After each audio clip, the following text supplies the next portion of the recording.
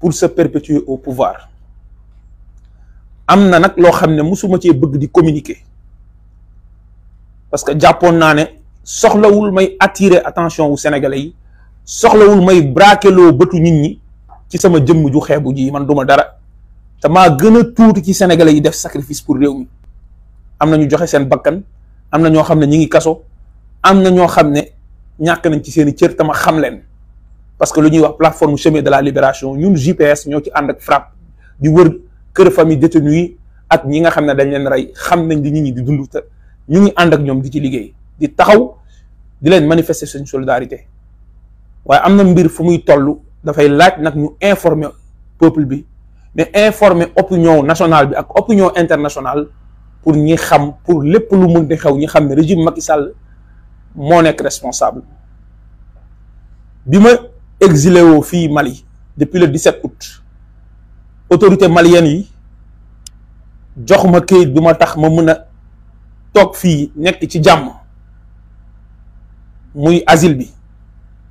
boobu ba léegi nguuru Macky Sall nelawut te mu ngi def tout pour teg loxo ci man fu ma dëkk ñu ngi may jéem a wër pour xam fan laa nekk làqatuwuma dawuma parce que exil bii ma def pour tey jii nii lii di xew ma mën a wax ak yéen sénégalais yi la pour bu amee benn nit wala ñaari nit yoo xam ne sama discours dinañ ci jëlee xam li Sénégal li dul yoon lu fa am ñaari nit yoo xam ne dina tax ñu génn jël seen responsabilité loolu dama ko warloo peuple sénégalais loolu mooy le minimum bu moo Sénégal laaj. exil boobu nag ma nekk Macky Sall mu ngi def tout pour teg loxo ci man te nag munul am ci autorité malienne yi pour ñu extrader ma lan moo ko fi dese mooy yónni ay barbouze maanaam ay defkatu ñaawteef ay samba boy ay agents secrets yoo xam ne seen rôle mooy exterminer ma seen rôle mooy faagaagal ma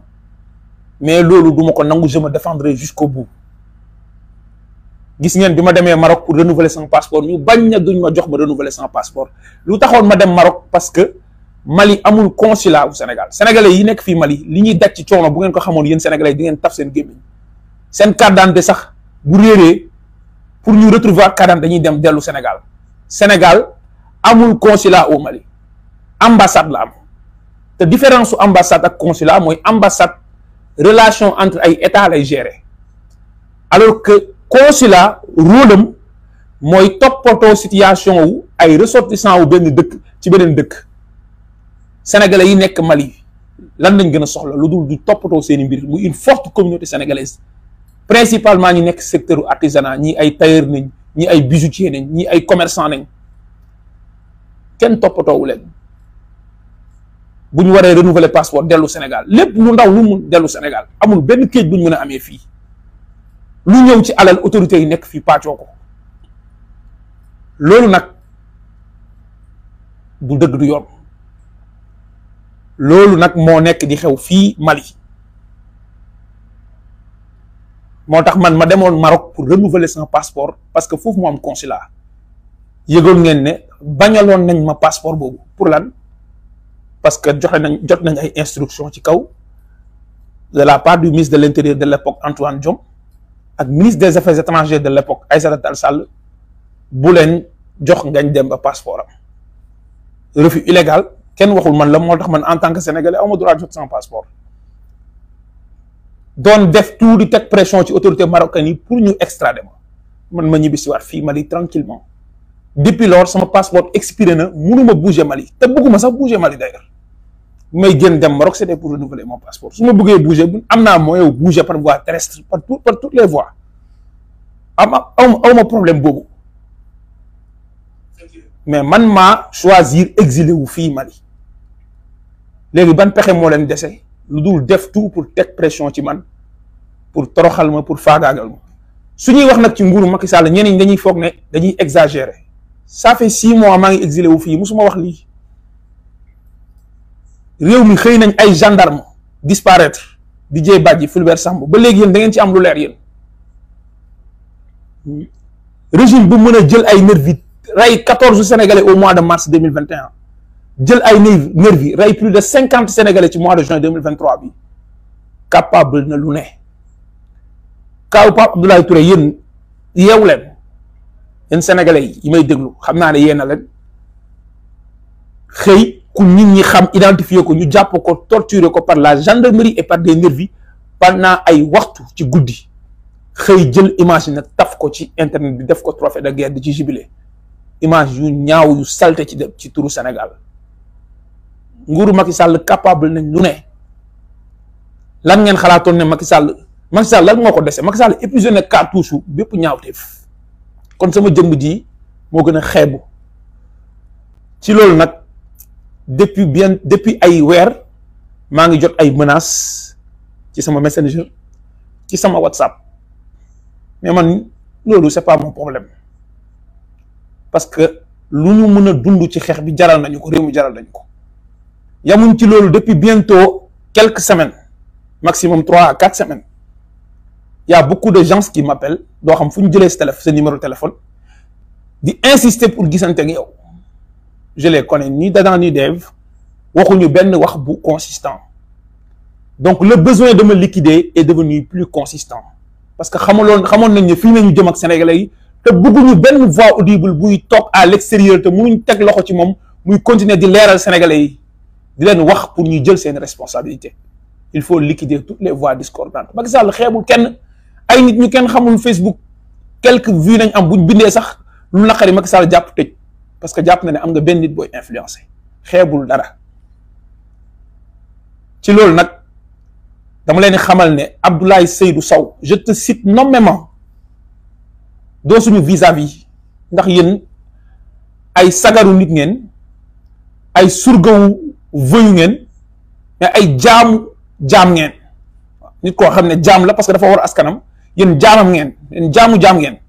mais je te cite nommément parce que c'est de toi qu'il s'agit ci weeru janvier bi weesu ñëw nga fii Mali li may wax yaa gën a xam dal hôtel boo xam ne mën naa tudd tur bi hôtel Salam muy Azalaï dajee ak ay militants APR et particulièrement ay militants wu COJER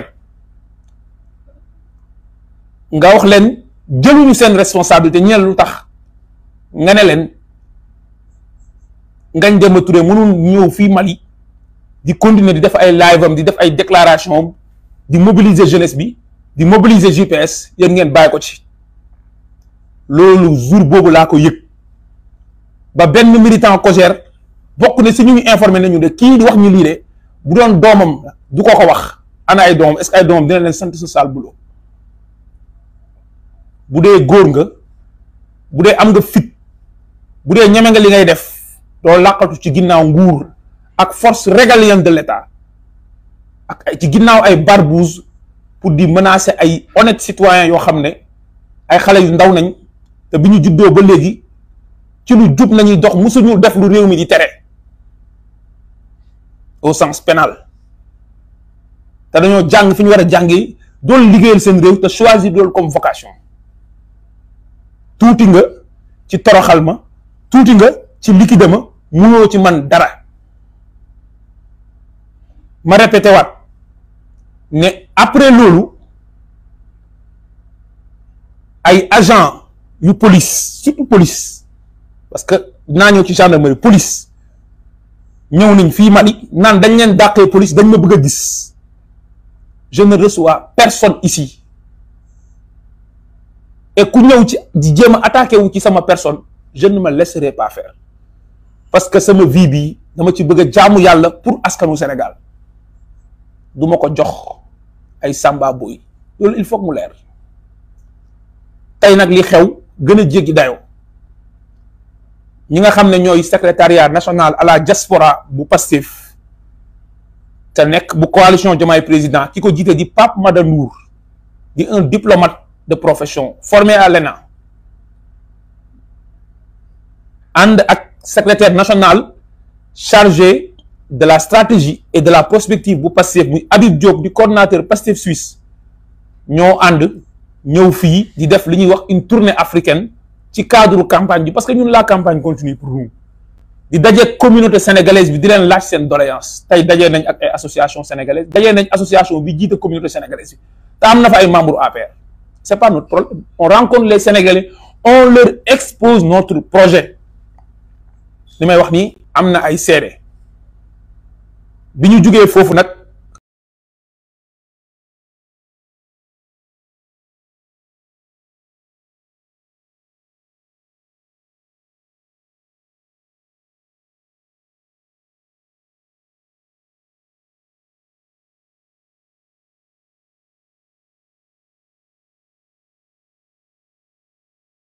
ñu jaar ci benn restaurant